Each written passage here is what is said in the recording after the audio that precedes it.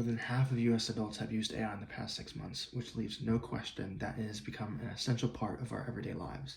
And while there are many positives, in this video I want to talk about my 3 biggest negative effects that AI is having on society, as well as you as a user. If you're new here, hello and welcome. My name is Cooper. I'm a recent college graduate documenting my journey as well as giving advice to you all here on this channel. So if that is something you are interested in, feel free to stick around. Alright, for my first major con about AI, I want to talk about the negative effects that AI has on your mental health from both a cognitive perspective as well as an emotional perspective. Starting on the cognitive side of things, there was a recent MIT study that found that students using ChatGPT produced less original essays and showed diminished brain activity compared to other students who are thinking independently.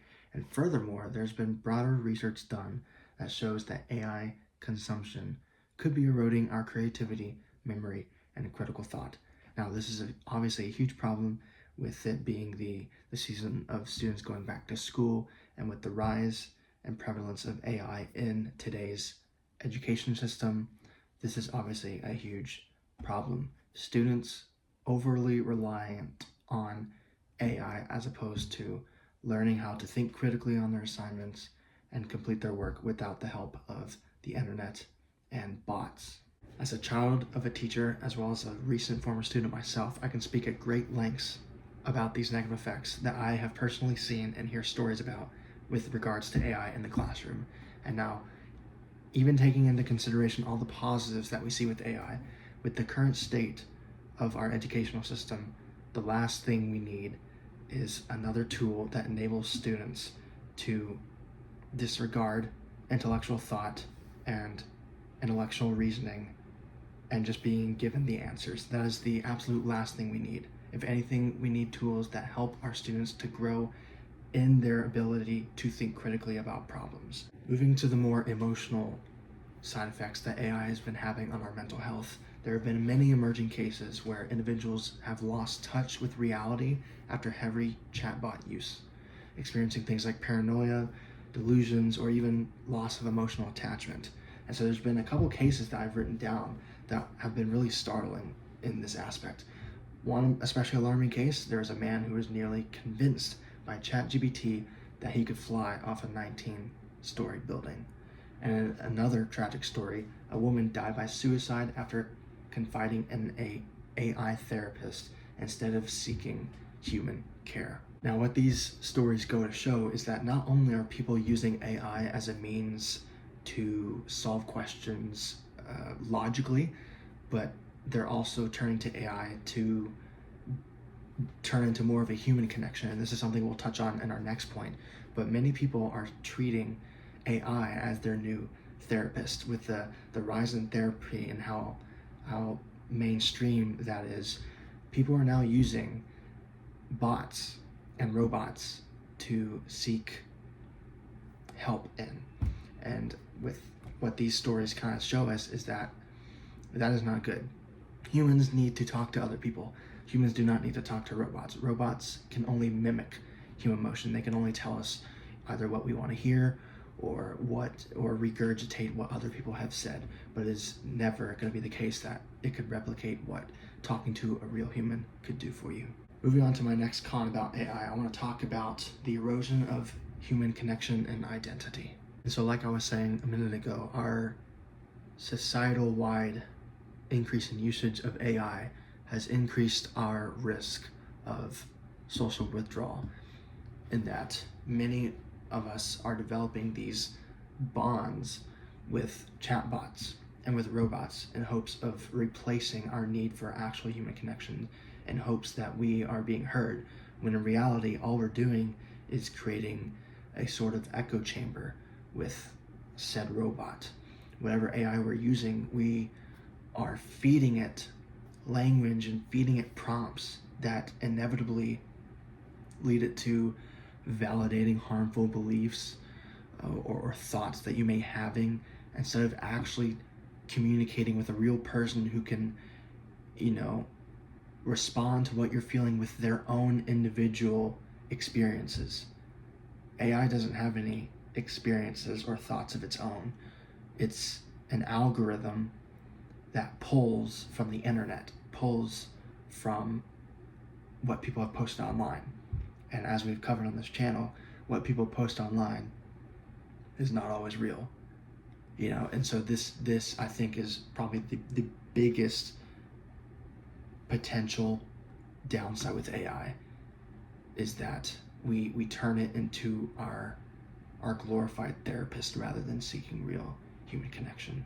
Moving on to my third and final con about AI, and I want to talk about how it has facilitated our decline and loss of human purpose and creativity.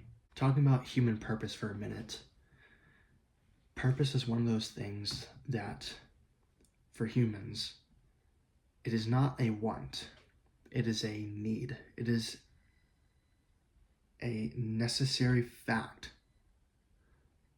Just like water or food, humans need to have and feel a sense of purpose in their lives.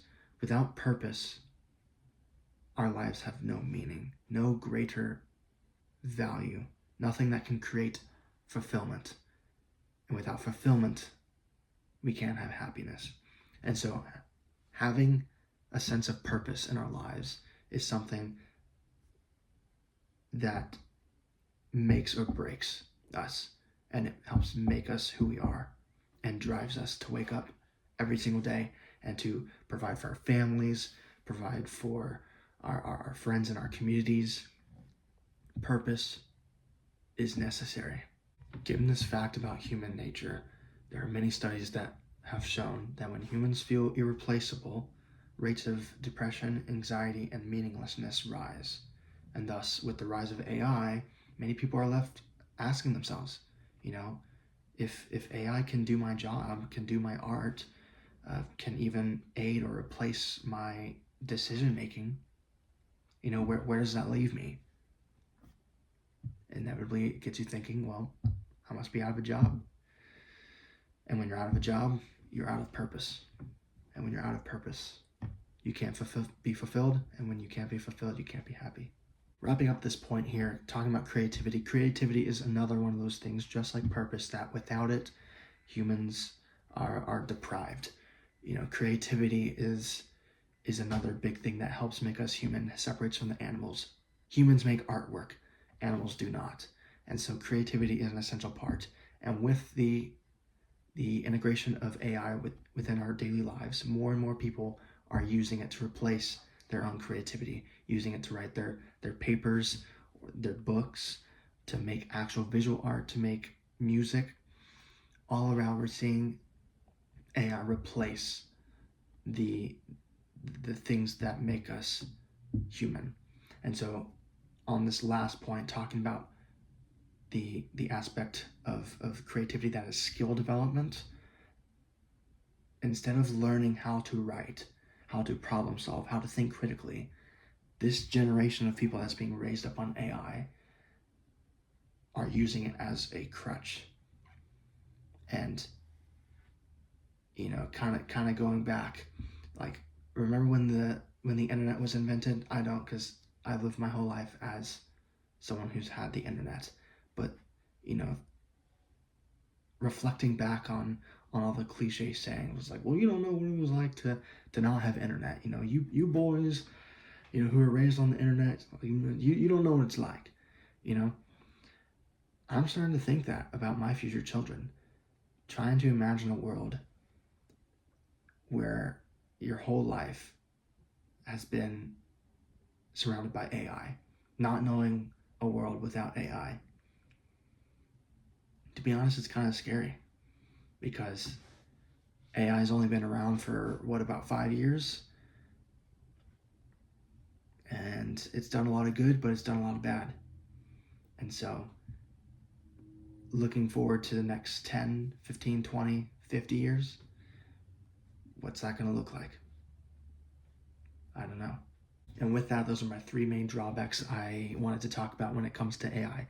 So if you found anything of value in this video, feel free to stick around on this channel, where I post new videos every Tuesday and Friday at 12 p.m. Eastern Time. And with that, I hope you guys have a good one. I'll see you guys on the next one. Godspeed.